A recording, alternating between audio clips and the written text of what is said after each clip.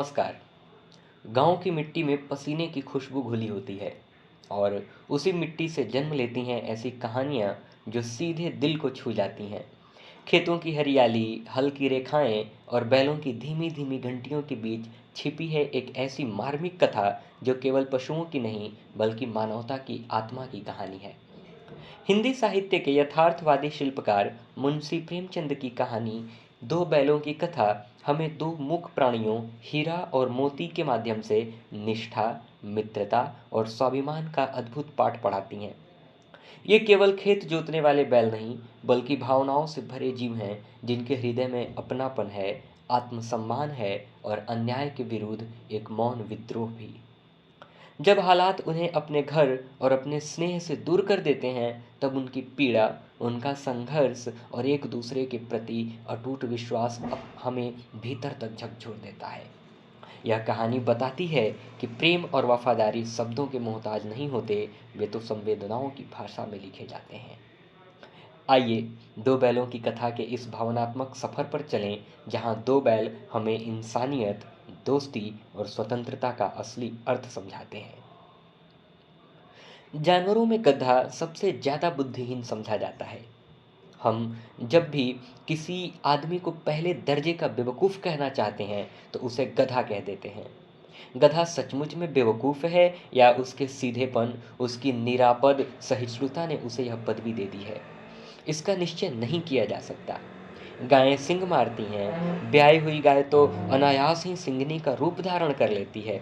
कुत्ता भी बहुत गरीब जानवर है, लेकिन कभी कभी उसे भी क्रोध आ ही जाता है। किंतु गधे को कभी क्रोध करते नहीं सुना, न देखा।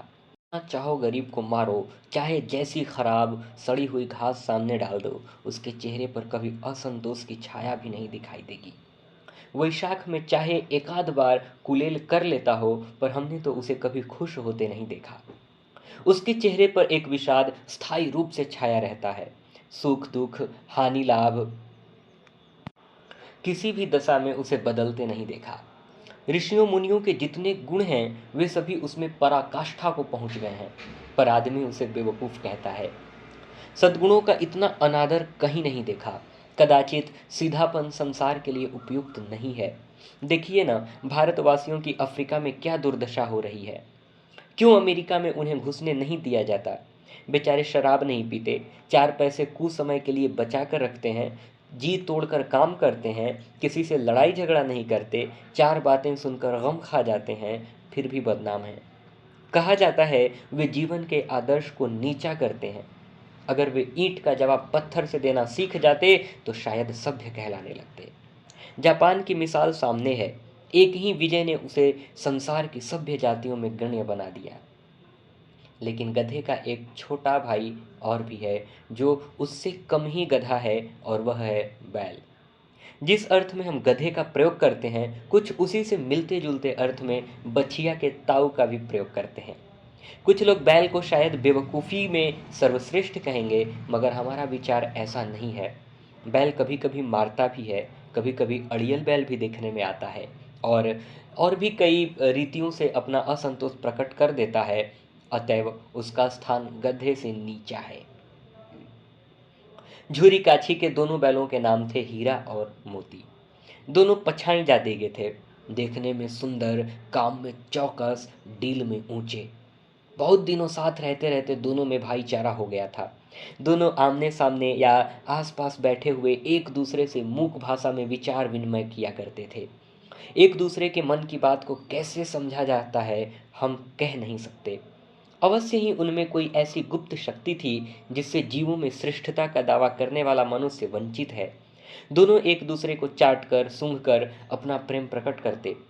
कभी कभी दोनों सिंग भी मिला लिया करते थे, विग्रह के नाते से नहीं, केवल विनोद के भाव से, आत्मीयता के भाव से, जैसे दोनों में घनिष्ठता होते ही धौल धप्पा होने लगता है। इसके बिना दोस्ती कुछ फुसफुसी, कुछ हल्की सी रहती है, जिस पर ज़्यादा विश्वास नहीं किया जा सकता। जिस वक्त ये दोनों बैल हल या गाड़ी में जोत दिए जाते और गर्दन हिला हिला कर चलते, उस वक्त हर एक की यही चेष्टा होती थी कि ज़्यादा से ज़्यादा बोझ मेरी ही गर्दन पर रहे। दिन भर के बाद दोपहर या संध्या को दोनों खुलते तो एक दूसरे को चाट चाट कर अपने थकान मिटा लिया करते। नींद में खाली भूसा पड़ जाने के बाद दोनों साथ उठते, साथ नाद में मुंह डालते और साथ ही बैठते थे। एक मुंह हटा लेता तो दूसरा भी हटा लेता था। संयोग की बात, झूरी ने एक बार गोई को ससुराल भेज दिया। बैलों को क्या मालूम वे क्यों भेजे जा रहे हैं। समझे मालिक ने हमें बेच दिया। अपना यूं बेचा जाना उन्हें अच्छा लगा या बुरा कौन जाने, पर झूरी के साले गया को घर तक गोई ले जाने में दांतों पसीना आ गया।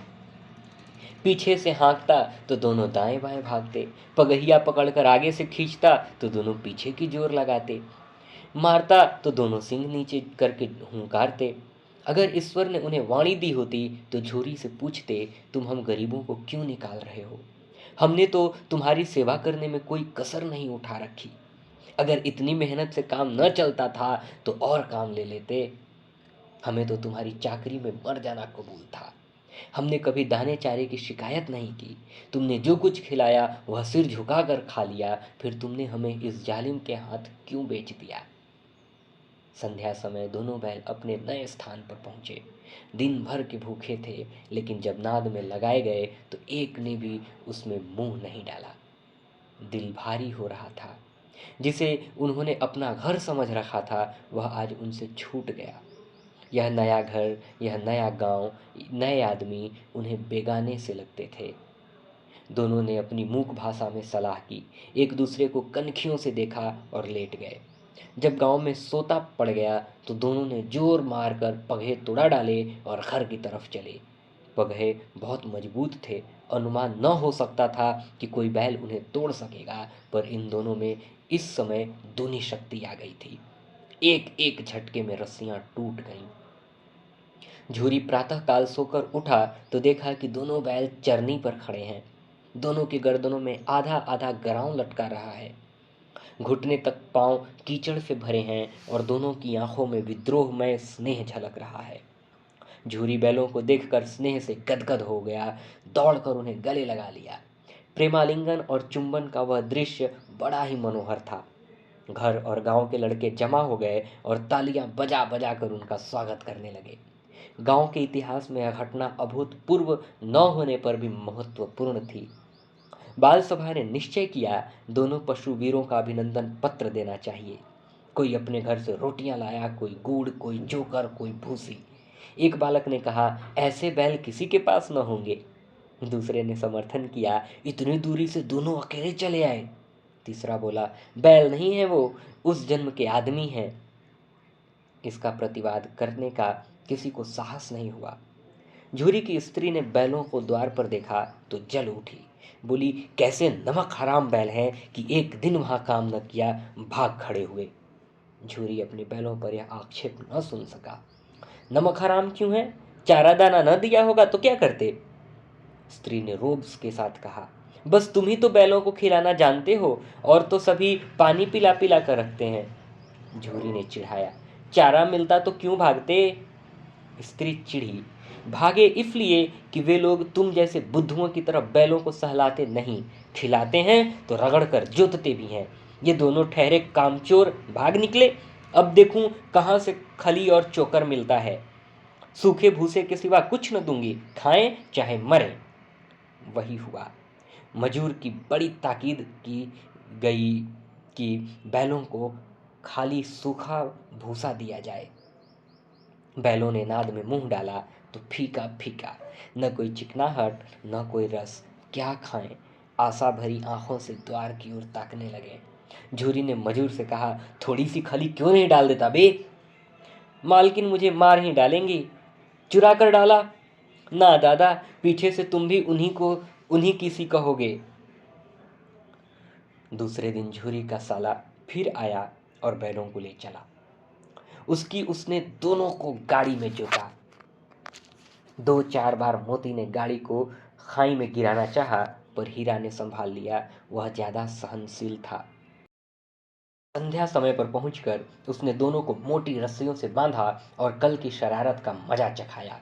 फिर वही सूखा भूसा डाल दिया और अपने दोनों बैलों को खली चूनी सब कुछ दी। दोनों बैलों का ऐसा अपमान कभी न हुआ था। झूरी इन्हें फूल की छड़ी से भी न छूता था। उसकी टिटकार पर दोनों उड़ने लगते थे। यहाँ मार पड़ी। आहत सम्मान की व्यथा तो थी ही, उस पर मिला सूखा भूसा। नाद की तरफ आंखें तक न उठाईं। दूसरे दिन गया ने बैलों को हल में जोता, पर इन दोनों ने जैसे पांव न उठाने की कसम खा ली थी। वह मारते मारते थक गया, पर दोनों ने पांव न उठाया। एक बार जब उस निर्दयी ने हीरा की नाक पर खूब डंडे जमाए, तो मोती का गुस्सा काबू से बाहर हो गया। हल लेकर भागा। हल, रस्सी, जुआ, जोत सब टूट टाट कर बराबर हो गए। गले में पड़ी बड़ी बड़ी रस्सियां न होती तो दोनों पकड़ाई में न आते। हीरा ने मूक भाषा में कहा, भागना व्यर्थ है। मोती ने उत्तर दिया, तुम्हारी तो इसने जान ही ले ली थी। अब की बड़ी मार पड़ेगी।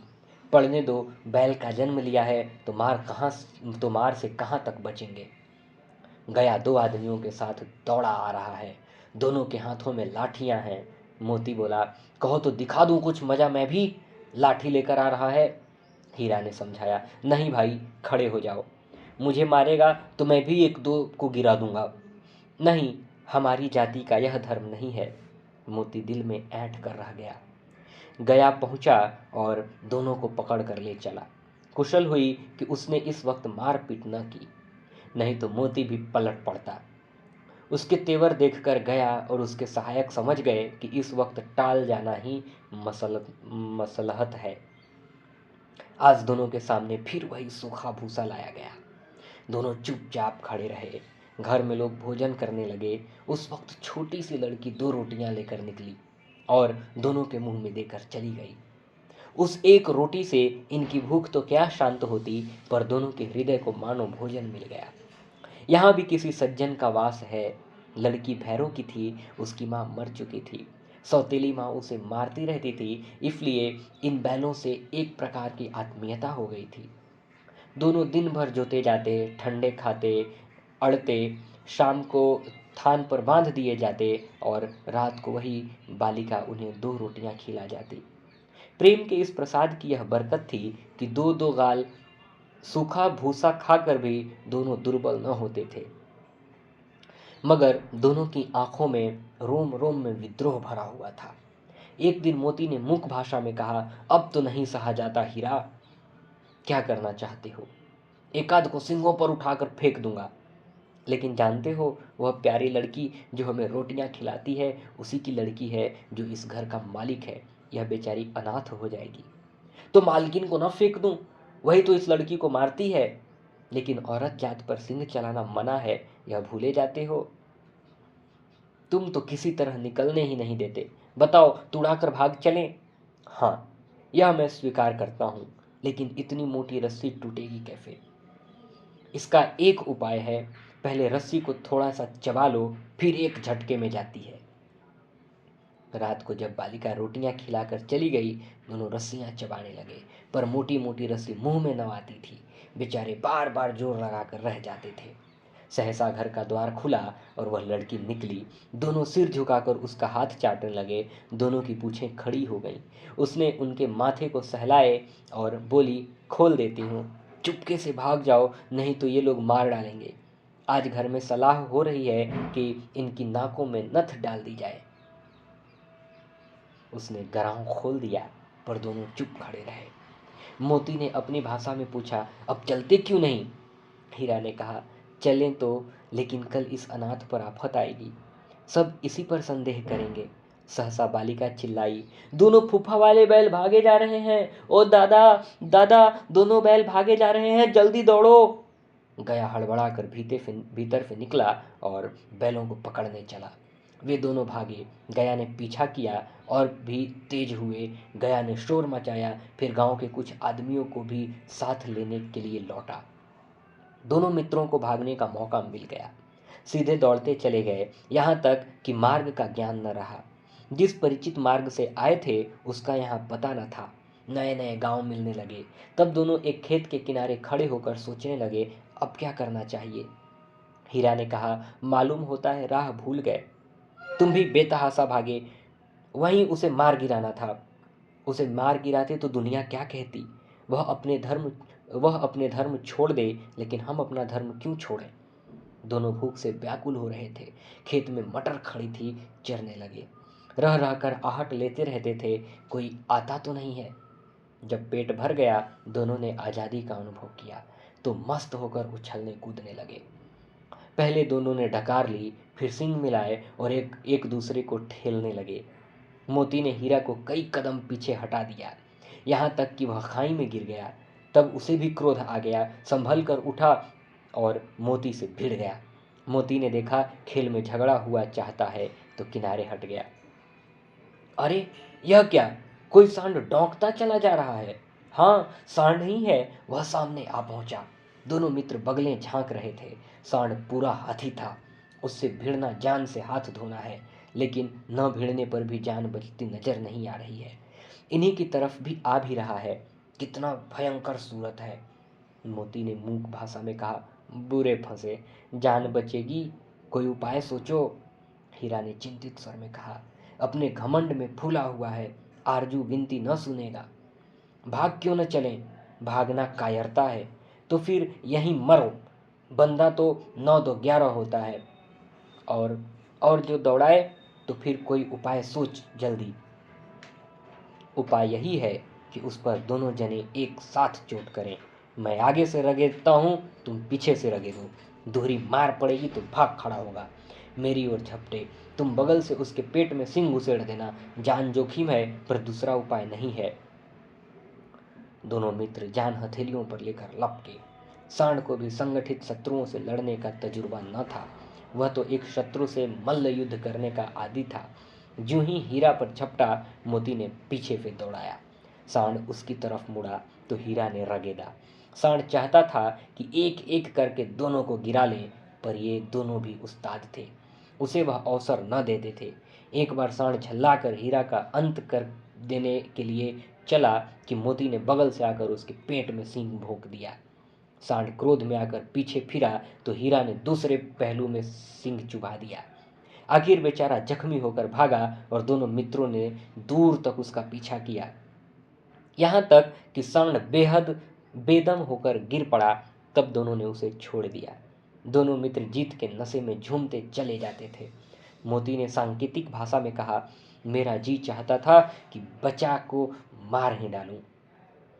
हीरा ने तिरस्कार किया। गिरे हुए बैरी पर सिंह न चलाना चाहिए, यह सब ढोंग है। बैरी को ऐसा मारना चाहिए कि फिर न उठे। अब घर कैसे पहुंचोगे वह सोचो, पहले कुछ खा लें तो सोचें। सामने मटर का खेत था ही, मोती उसमें घुस गया। हीरा मना करता रहा, पर उसने एक न सुनी। अभी 2 ही 4 ग्रास खाए थे कि 2 आदमी लाठियां लिए दौड़ पड़े और दोनों मित्रों को घेर लिया। हीरा तो मेड़ पर था, निकल गया। मोती सींचे हुए खेत में था, उसके खुर कीचड़ में धंसने लगे, न भाग सका, पकड़ लिया। हीरा ने देखा संगी संकट में है तो लौट पड़ा, फंसेंगे तो दोनों। रखवालों ने उसे भी पकड़ लिया। प्रातःकाल दोनों मित्र कांजी हाउस में बंद कर दिए गए। दोनों मित्रों को जीवन में पहली बार ऐसा साबिका पड़ा था कि सारा दिन बीत गया और खाने को एक दिन का भी न मिला। समझ ही में न आता था यह कैसा स्वामी है। इससे तो गया फिर भी अच्छा था।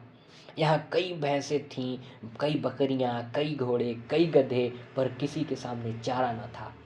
सब जमीन पर मुर्दों की तरह पड़े थे। कई तो इतने कमजोर हो गए थे कि खड़े भी न हो सकते थे। सारा दिन दोनों मित्र फाटक की ओर टकटकी लगाए ताकते रहे, पर कोई चारा लेकर आता न दिखाई दिया। तब दोनों ने दीवार की नमकीन मिट्टी चाटनी शुरू की, पर इससे क्या तृप्ति होती। रात को भी जब कुछ भोजन न मिला तो हीरा के दिल में विद्रोह की ज्वाला दहक उठी। मोती से बोला, अब नहीं रहा जाता मोती। मोती ने सिर लटकाकर जवाब दिया, मुझे तो मालूम होता है कि प्राण निकल रहे हैं। इतनी जल्द हिम्मत न हारो भाई, यहाँ से भागने का कोई उपाय निकालना चाहिए। आओ दीवार तोड़ डालें। मुझसे तो अब कुछ नहीं होगा, बस इसी बूते पर अकड़ते थे, सारी अकड़ निकल गई। बाड़े की दीवार कच्ची थी। हीरा मजबूत तो था ही, अपने नकुले सिंग दीवार में गड़ा दिए और जोर मारा तो मिट्टी का एक चिप्पड़ निकल आया। फिर तो उसका साहस बढ़ा, उसने दौड़ दौड़कर दीवार पर चोटें की और हर चोट में थोड़ी थोड़ी मिट्टी गिराने लगा। उसी समय कांजी हाउस का चौकीदार लालटेन लेकर जानवरों की हाजिरी लेने आ निकला। हीरा का उजड़पन देखकर उसे कई डंडे रसीद किए और मोटी सी रस्सी में बांध दिया। मोती ने पड़े पड़े कहा, आखिर मार खाई, क्या मिला? अपने बूते भर जोर तो मार लिया। ऐसा जोर मारना किस काम का कि और बंधन में पड़ गए। जोर तो मारता ही जाऊंगा, चाहे कितनी ही बंधन पड़ती जाए। जान से हाथ धोना पड़ेगा, कुछ परवाह नहीं, यूं तो मरना ही है। सोचो, दीवार खुद जाती तो कितने जाने बच जाती। इतने भाई यहाँ बंद हैं, किसी की देह में जान नहीं है। 2-4 दिन यही हाल रहा तो सब मर जाएंगे। हाँ, यह बात तो है। अच्छा तो ला, फिर मैं भी जोर लगाता हूँ। मोती ने भी दीवार में उसी जगह सींग मारा। थोड़ी सी मिट्टी गिरी और फिर हिम्मत बढ़ी। फिर तो वह दीवार में सींग लगाकर इस तरह जोर करने लगा मानो किसी प्रतिद्वंदी से लड़ रहा है। आखिर कोई 2 घंटे की जोर आजमाइश के बाद दीवार ऊपर से लगभग 1 हाथ गिर गई।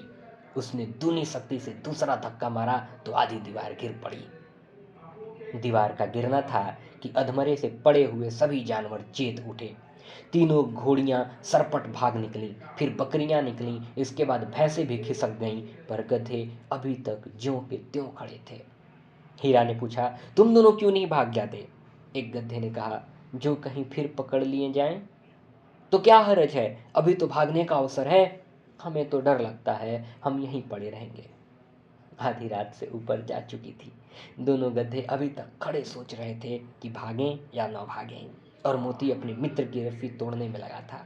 जब वह हार गया तो हीरा ने कहा, तुम जाओ, मुझे यहीं पड़ा रहने दो, शायद कहीं भेंट हो जाए।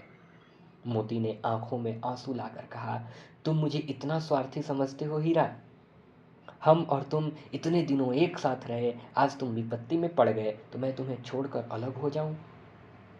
हीरा ने कहा, बहुत मार पड़ेगी, लोग समझ जाएंगे यह तुम्हारी शरारत है।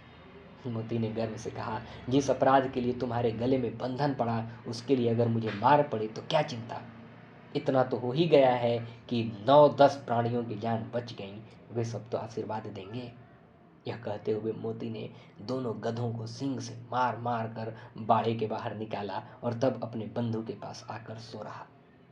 भोर होते ही मुंशी और चौकीदार तथा अन्य कर्मचारियों में कैसी खलबली मची, इसके लिखने की जरूरत नहीं।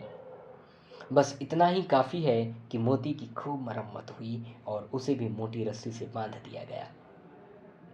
1 सप्ताह तक दोनों मित्र वहां बंधे पड़े रहे। किसी ने चारे का एक तृण भी न डाला। हाँ, एक बार पानी पिला दिया जाता था, यही उनका आधार था। दोनों इतने दुर्बल हो गए थे कि उठा तक नहीं जाता था। ठठरियां निकल आई थीं। एक दिन बाड़े के सामने डुग्गी बजने लगी और दोपहर होते होते वहां 50-60 आदमी जमा हो गए। तब दोनों मित्र निकाले गए और उनकी देखभाल होने लगी। लोग आ आकर उनकी सूरत देखते और मन फीका करके चले जाते। ऐसे मृतक बैलों का कौन खरीदार होगा? सहसा एक दढ़ियल आदमी, जिसकी आंखें लाल थीं और मुद्रा अत्यंत कठोर, आया और दोनों मित्रों के कूल्हों में उंगली गोद कर मुंशी जी से बातें करने लगा। उसका चेहरा देखकर अंतर्ज्ञान से दोनों मित्रों के दिल कांप उठे। वह कौन है और उन्हें क्यों टटोल रहा है, इस विषय में उन्हें कोई संदेह न हुआ। दोनों ने एक दूसरे को भीत नेत्रों से देखा और सिर झुका लिया। हीरा ने कहा, गया के घर से नाहक भागे, अब तो जान न बचेगी। मोती ने अश्रद्धा के भाव से उत्तर दिया, कहते हैं भगवान सबके ऊपर दया करते हैं, उन्हें हमारे ऊपर दया क्यों नहीं आती? भगवान के लिए हमारा जीना मरना दोनों बराबर है। चलो, अच्छा ही है, कुछ दिन उसके पास तो रहेंगे। एक बार भगवान ने उस लड़की के रूप में हमें बचाया था, क्या अब न बचाएंगे? यह आदमी छुरी चलाएगा, देख लेना। तो क्या चिंता है, मांस, खाल, सींग, हड्डी सब किसी के काम आ जाएंगे। नीलाम हो जाने के बाद दोनों मित्र उस दड़ियल के साथ चले। दोनों की बोटी बोटी कांप रही थी। बेचारे पांव तक न उठा सकते थे, पर भय के मारे गिरते पड़ते भागते जाते थे, क्योंकि वह जरा भी चाल धीमी हो जाने पर डंडा जमा देता था। राह में गाय बैलों का एक रेवड़ हरे भरे हार में चरता नजर आया। सभी जानवर प्रसन्न थे, चिकने चपल। कोई उछलता था, कोई आनंद से बैठा पागुर करता था। कितना सुखी जीवन था इनका, पर कितने स्वार्थी हैं सब। किसी को चिंता नहीं कि उनके दो भाई बधिक के हाथ पड़े कैसे दुखी हैं। सहसा दोनों को ऐसा मालूम हुआ कि परिचित राह है। हाँ, इसी रास्ते से गया उन्हें ले गया था। वही खेत, वही बाग, वही गांव मिलने लगे। प्रतिक्षण उनकी चाल तेज होने लगी। सारी थकान, सारी दुर्बलता गायब हो गई। आह, ये लो, अपना ही हार आ गया। इसी कुएं पर हम पुर चलाने आया करते थे। यही कुआं है। मोती ने कहा, हमारा घर नगीच आ गया है। हीरा बोला, भगवान की दया है, मैं तो अब घर भागता हूँ। यह जाने देगा? इसे मैं मार गिराता हूँ। नहीं नहीं, दौड़कर थान पर चलो, वहाँ से आगे हम न जाएंगे। दोनों उन्मत्त होकर बछड़ों की भांति गुलेलें करते हुए घर की ओर दौड़े। वह हमारा थान है। दोनों दौड़ दौड़ कर अपने थान पर आए और खड़े हो गए। दड़ियल भी पीछे पीछे दौड़ा चला आता था। झूरी द्वार पर बैठा धूप खा रहा था।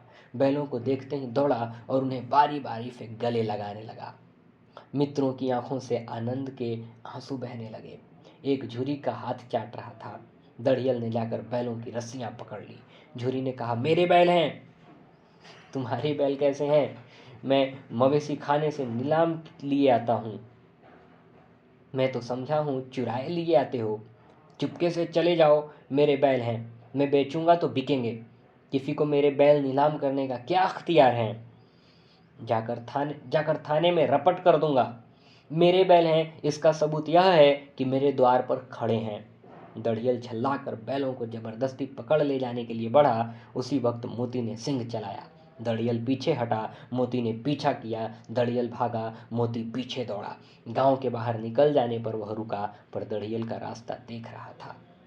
दड़ियल दूर खड़ा धमकियां दे रहा था, गालियां निकाल रहा था, पत्थर फेंक रहा था, और मोती विजयी शूर की भांति उसका रास्ता रोके खड़ा था। गांव के लोग यह तमाशा देखते थे और हंसते थे। जब दड़ियल हार कर चला गया तो मोती अकड़ता हुआ लौटा। हीरा ने कहा, मैं तो डर गया था कि कहीं तुम उसे गुस्से में मार ही न बैठो। अगर वह मुझे पकड़ता तो मैं बेमारे न छोड़ता। अब न आएगा। आएगा तो दूर से ही खबर लूँगा, देखूं कैसे ले जाता है। जो गोली मरवा दे, मर जाऊंगा, पर उसके काम न आऊँगा। हमारी जान को कोई जान ही नहीं समझता, इसलिए कि हम इतने सीधे हैं। जरा देर में नादों में खली, भूसा, चोकर और दाना भर दिया गया और दोनों मित्र खाने लगे। झूरी खड़ा दोनों को सहला रहा था और 20 लड़के तमाशा देख रहे थे। सारी गांव में उत्साह सा मालूम होता था। उसी समय मालकिन ने आकर दोनों के माथे चूम लिए। यह कहानी यहीं ख़त्म होती है। आपने मुझे सुना, आपका बहुत बहुत आभार।